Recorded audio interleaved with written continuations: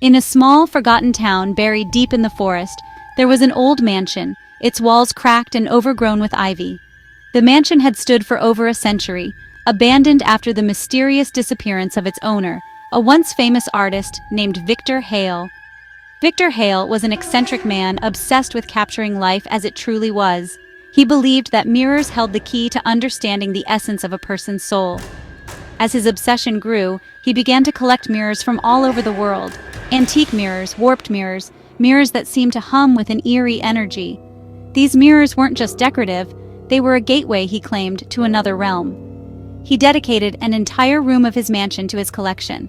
The walls, floor, and ceiling were covered in mirrors of all shapes and sizes, so that no matter where you stood, your reflection followed you from every angle. He called it the mirror room. Soon after the room was completed, strange things began to happen. Victor's servants would hear him talking to himself, though they swore they heard voices responding in hushed tones. At night, they'd hear the sound of footsteps pacing back and forth in the mirror room, but when they entered, no one was there, only the endless reflections staring back. Then one night, Victor disappeared. The townspeople searched every corner of the mansion, but he was nowhere to be found. The mirrors remained, untouched, as though watching everyone who dared enter the room. Some said they saw something in the mirrors that wasn't quite their reflection. Shadows that moved when they stood still, eyes that blinked when their own did not. Eventually, the mansion was boarded up, and people stopped visiting. The mirror room became the stuff of legend. Years passed, and the story of the mirror room became little more than a ghost story told to scare children. But the legend had a chilling detail. If you dared to enter the mansion on the night of the new moon, and stood in the center of the mirror room at the stroke of midnight, the mirrors would reveal their secret.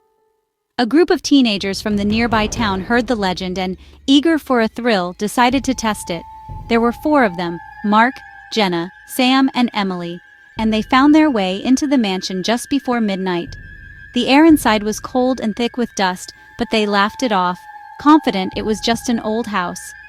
As they approached the mirror room, a sense of unease settled over them. The walls glittered with the reflections of their flashlights, bouncing off one another in dizzying patterns. It felt like the mirrors were watching them.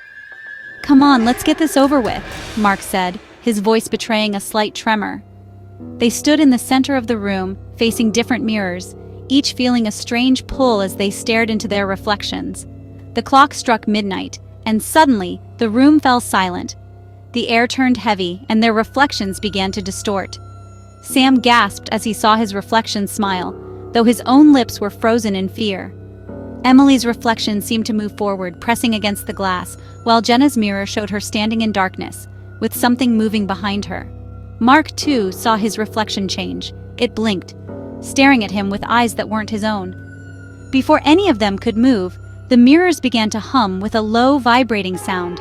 Their reflections stepped forward, as though they had been waiting for this moment. The air in the room grew cold, and the reflection of Mark, with a sickening grin, reached out a hand from inside the mirror. Emily screamed as she was dragged toward her own reflection, her hand touching the glass and sinking into it as though it were water.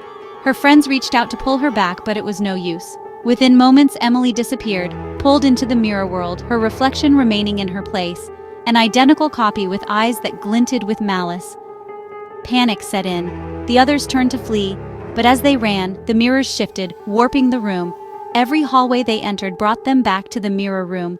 The reflections weren't just reflections anymore, they were chasing them. Jenna screamed as her doppelganger grabbed her, pulling her into one of the antique mirrors, her eyes wide with terror as she vanished into the reflective glass. Mark and Sam ran, but they were no match for the twisted versions of themselves that awaited them in every mirror. The last thing Sam saw was his own reflection smirking as it yanked him into the void. By morning, the mansion stood quiet and empty, but if you stood outside the boarded-up mirror room and listened closely, you could hear faint voices echoing through the glass, trapped, calling for help, begging to be freed from the reflective prison. But no one ever returned to the mansion again, and the mirrors still remain, waiting for the next curious soul to venture too close so they can claim another victim.